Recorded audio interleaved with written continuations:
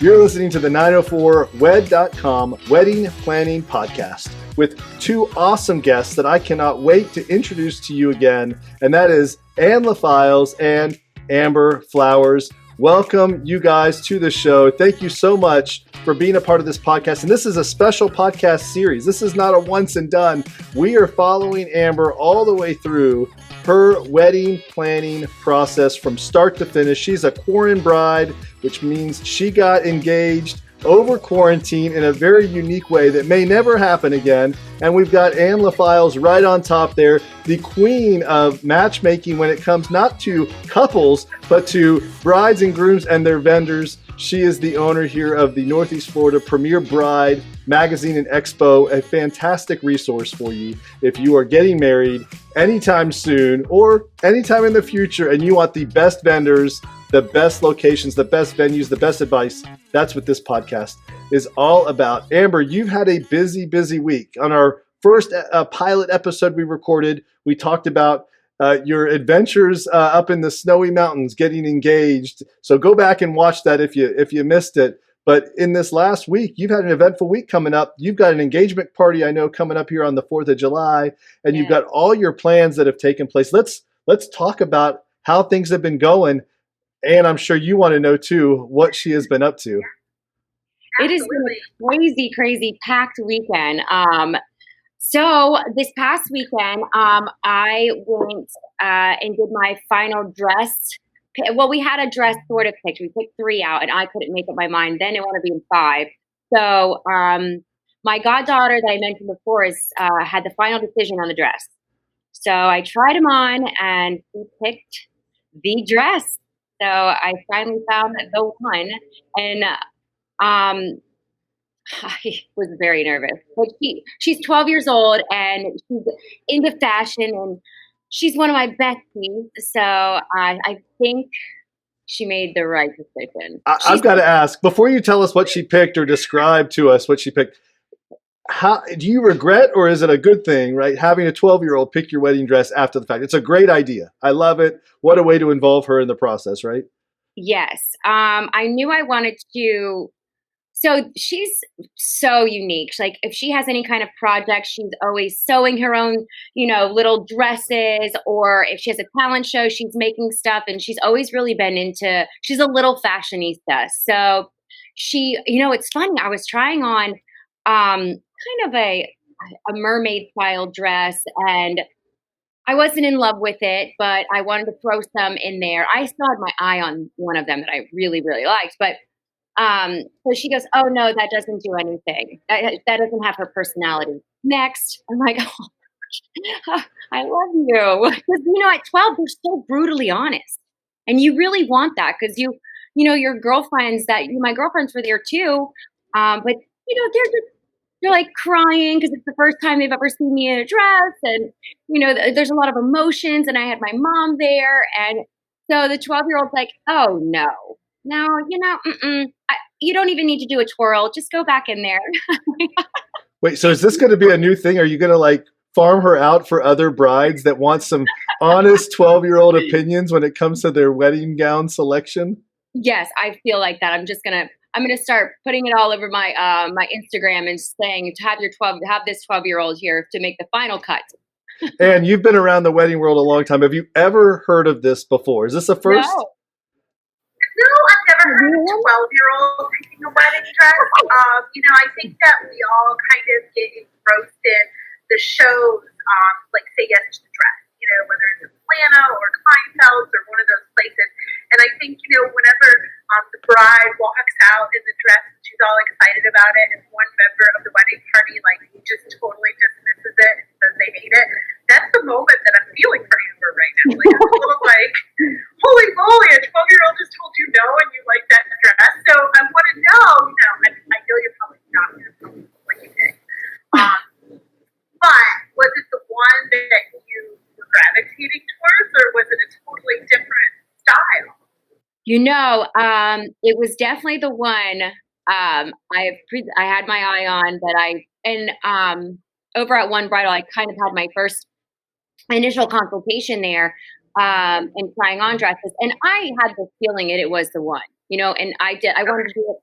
And I wanted to bring the girls afterwards, but I wanted to have, and they were so great with that because I just wanted it to be a bit more intimate and feeling to get into this dress. And I didn't know what style. So it was, definitely the one that I wanted.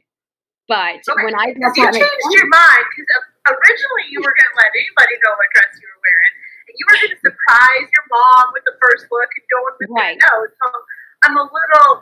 You're changing your mind a little. I know, and I feel like brides change their mind. We say we want it one way, and then boom, like we have another. And I will say that my mom still does not know what the dress is.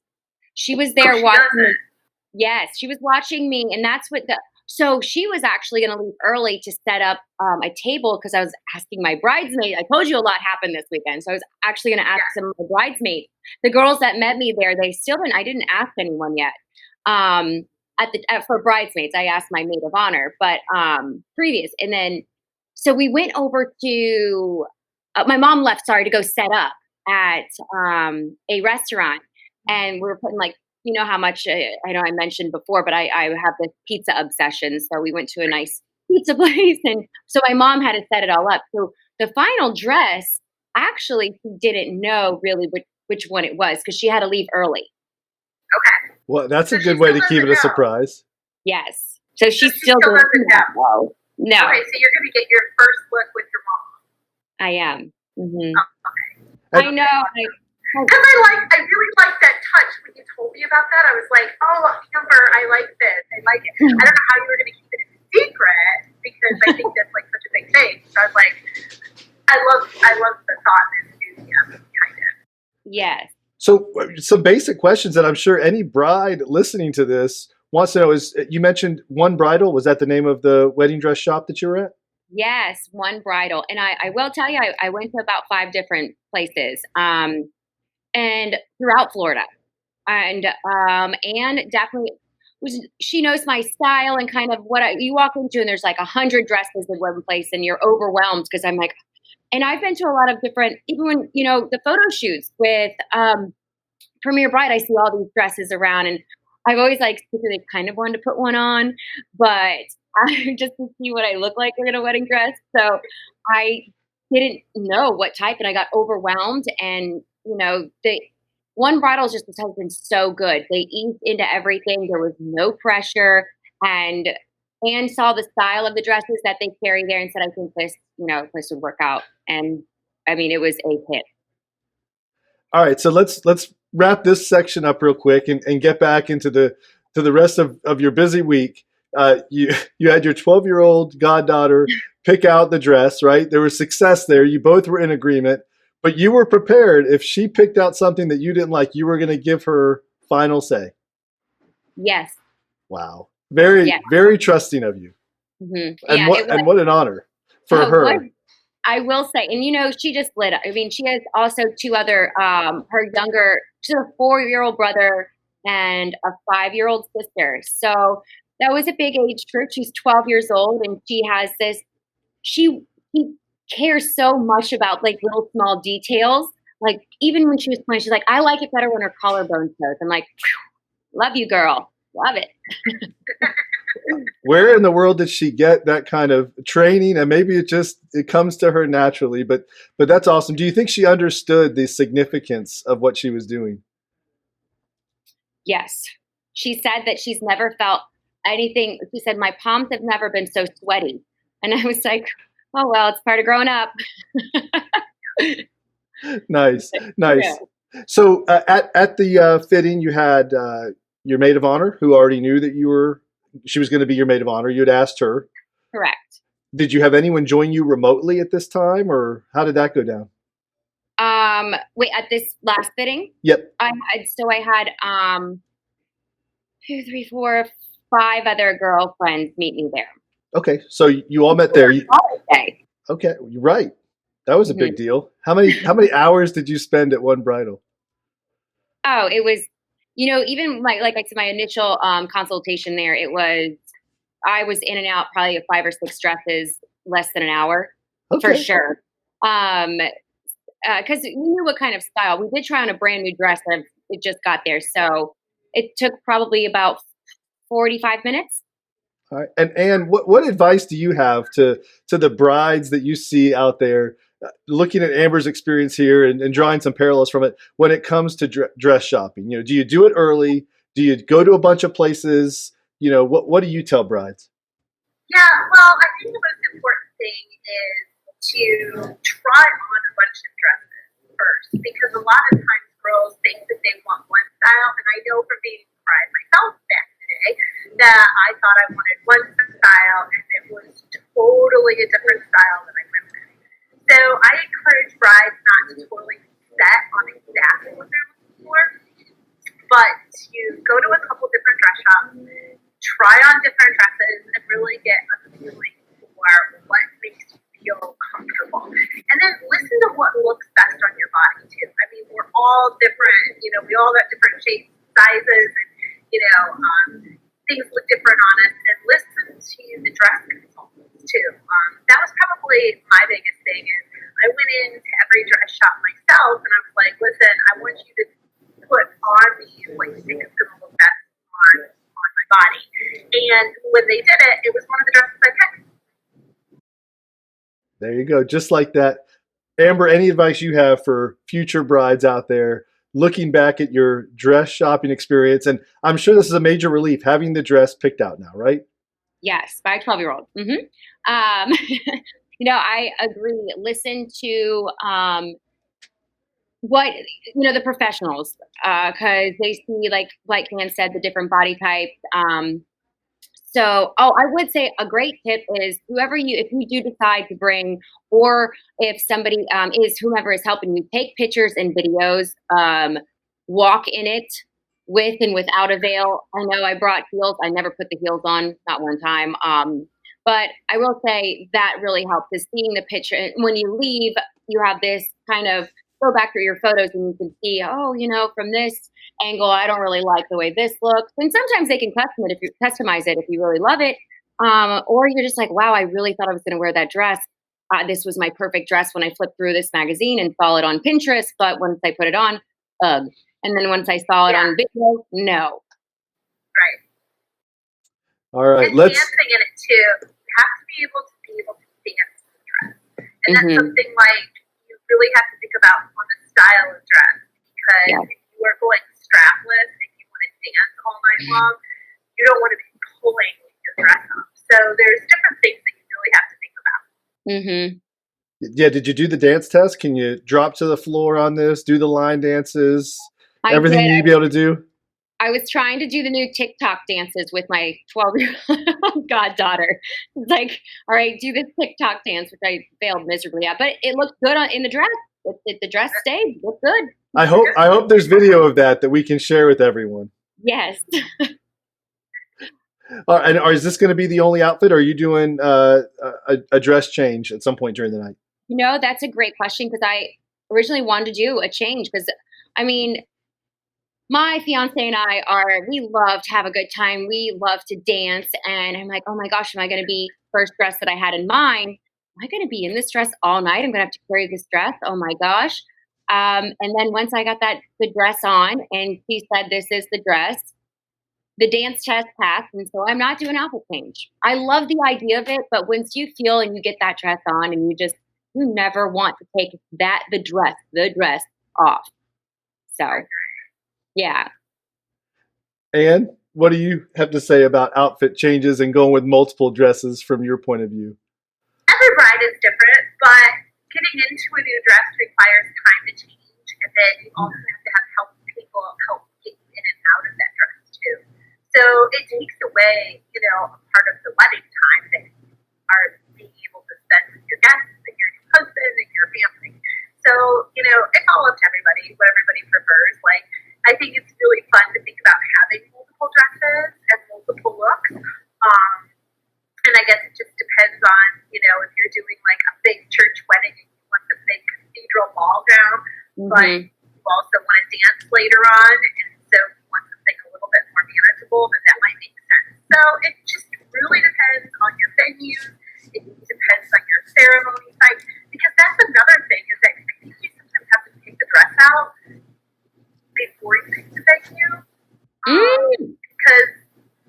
if you set on a dress and then the dress, maybe it might not work with the venue that you're looking for too. So, it could go either way. If you definitely want a venue and that this is where you want to get married, then you can go into dress shopping like that. So you kind of have to figure that out too before you start the wedding planning process. What's the most important, the dress venue? And of course, does your budget allow for that, right? And does your timeline, as you're mentioning, allow for it too? So two very important things to keep in mind there because of that time and that money commitment. You might be giving up something else to have both of those outfits or to have the dress of your dreams. Was your dress in budget, Amber? Did it fit right into what you had slotted in there? Oh boy, that is quite the question, It was,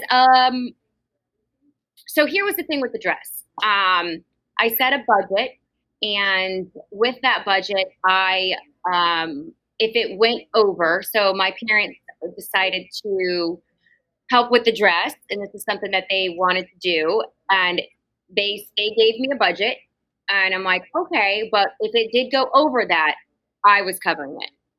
So I covered a little bit.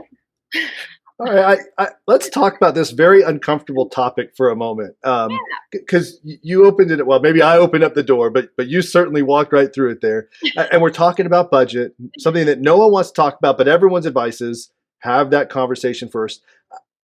I'm not in the. I'm a DJ when it comes to weddings, right? But I don't get to have this conversation with people. But I want to bring it out and shine a light on it. And when it comes to this budget, and you had a very interesting thing you just said, your parents had a budget for the dress. I'm not sure if they're contributing to other parts of your wedding, Amber, as well, a certain amount, allowing you to kind of decide how much you want to contribute or someone else wants to contribute to kind of fund it. But Amber, how are brides funding weddings? Because I've heard it all. I've heard they're taking out loans, they're using credit cards, they're saving up for it like it's a first house. What advice do you guys have? What's reality out there for someone who's just getting into this? Maybe they're not even engaged yet, but they're overwhelmed by the financial part of this. Want to go? Well, maybe I'll go first and I'll let Amber think a little bit about it. Everybody is different, and I think that you definitely have to sit down and have that conversation, and at least you have to communicate with your fiance as far as how far you guys want to go.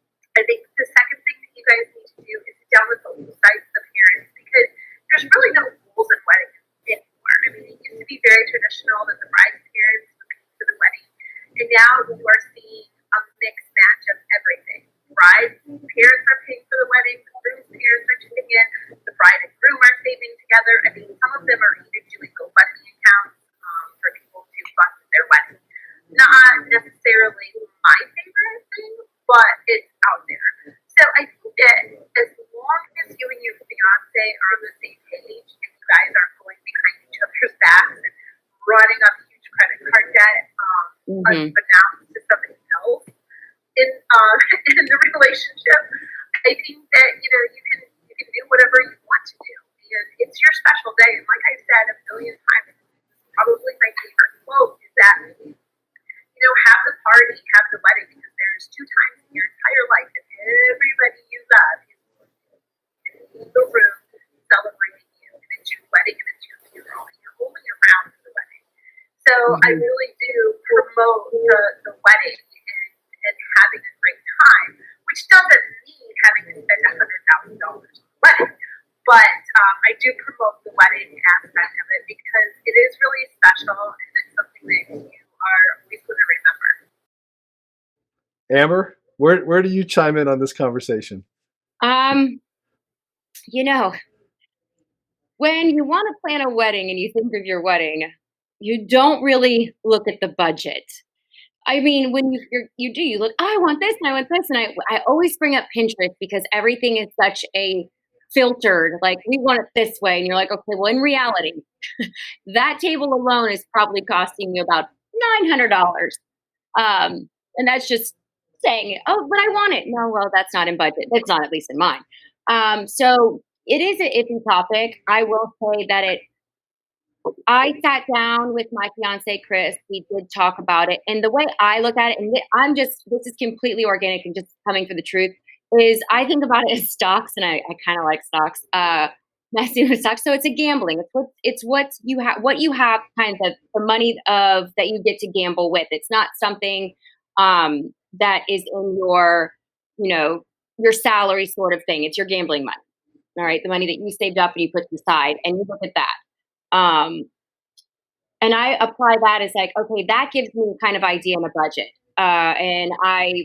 If you flip through the magazine, Premier Bride, there is a budget thing where you can write in there, and it really helps me out because being in the business, I kind of know what certain things cost, and then how much do I really need? Like, I really want to spend money on these neon signs. I want neon signs, and you know what? We are now having we are in the process now.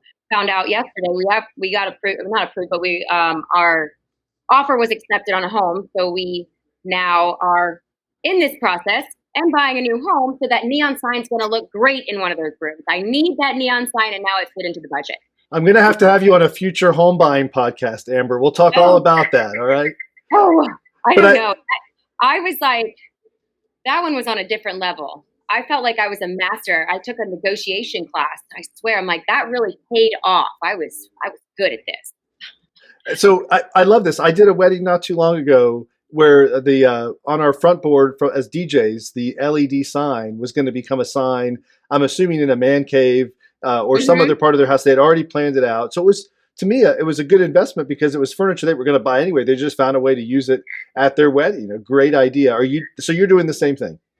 I'm doing something very similar to that. Yes. And one's going to be like, there's going to be two different neon signs. One's going to be a dessert area, and then the other one's going to be like a backdrop to, I'm not doing a traditional like photo booth. It's going to be something a little bit different. So I'm going to use one of the signs for that as well.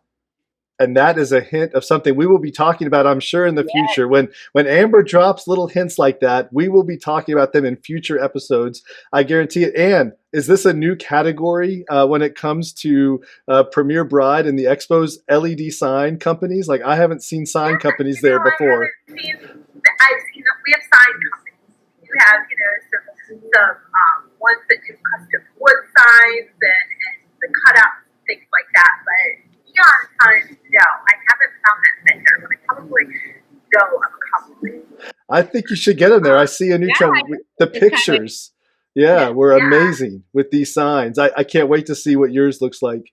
Amber, are you finding someone local to do it, or did you find someone online? I know there's Etsy and found somebody online that one of my friends that had an insane budget. But again, going back to budget, to answer your first question, I did find someone online that she used, and she had a lot of places have codes. You just type in where you're ordering from, and I saw the quality of the sign, and when I typed in kind of, it said get a code, and I got 25% off.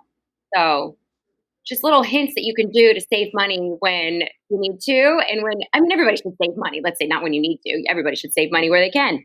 So a lot of the things that you're buying online, there's a lot of codes that you can get. This one happened to take, but here's the problem. It also takes 4 months. That is what I wanted you to talk about, because that's what I heard from the sign that we were given for that one wedding was the lead time and the shipping time to get it. These are, especially if you go anything electronic, it's fragile. You want to get it early, make sure it works. You don't want to find out the day of or the day before that the major centerpiece, for your whole design, decor, vision isn't going to fit the way you hope there. Yeah, and then it shows up and it's that's not how you sell it. Oh gosh. Make sure you proof everything, Amber. Make sure you proof it. Really. I know. I'm terrible in spelling and proofreading. I swear. I use talk text, and I need to proofread sometimes. So this one I did look at, and I sent it off, and my maid of honor looked at it. So we're good. I spelled my keep her last name right. There's another hint of what one of the signs might be. Oh, more hints. I love it. More hints. Well, we are slowly wrapping up this episode of the podcast. We're going to have plenty more to talk about in our next one as well. But let's wrap up this where we're headed here. What else did you guys work on this past week without giving it all away? We'll save that for a future one. But tease me with what else happened, because this was a busy week for you. Oh my gosh. Yes. So after the bridal fitting, my mom went over to a restaurant, and it's funny. So my maid of honor asked me to be in her wedding at this restaurant in Avondale, Bereque. And so they did pizza, and when you open the pizza box, it said, will you be my maid of honor? So funny thing is, I planned to ask the girls there. My mom would go early and set up the table, and the table had to be, because I am a quarantine COVID bride, had to be a certain amount of feet apart from the other ones, and everybody had certain masks on, and I'm like, holy moly. So my mom would go set that up, and we left one bridal. We were heading over there. We caught 2 trains, and it took like 30 minutes to get there when it only should have taken maybe 12. So we walk in, and I had a little sign, and it said, so remember that I was telling you, I was posting on my story on Instagram, the song, Stand By Me, When the Lights, that one. And funny, here's another hint. My bridesmaids are going to be walking down the aisle to that song. It's just a little cute thing. But so they get to the table, right? And they had little signs made and said, Stand By Me. I had little mini pizzas. They were little candy pizzas. And it's another thing in budget. Budget this out, how you're going to ask the bridesmaids. And so then I had little keychains that said Piece of My Heart and champagne glasses. So when they walked in, they all saw Stand By Me. And then there was pizza, and then little tiny pizza candies and the keychain. And one caught on to it. She sat there, and I'm just talking. I didn't introduce, like, will you be my bridesmaid? She just looks down and was like, you see her face? And then she just gets, her little chin starts quivering, and she's like, oh! Then it kind of was like a waterfall effect. They all started like, oh my gosh. Well, Amber, don't say anything more, because coming up in our next episode, we're going to find out if they all said yes. If none of them said yes, who knows what is going to happen there. So don't go anywhere. Next episode coming up, we will be learning more about Amber and her wedding planning process. You've heard all about her dress shopping success using a 12-year-old to help pick it out. That's a pretty trusting thing right there. A great experience for not only her goddaughter, but her as well. And coming up on our next episode, we'll be talking about how she asked her bridesmaids to be part of her special day. Stay tuned. Don't go anywhere. We'll be back with more on the 904wed.com podcast.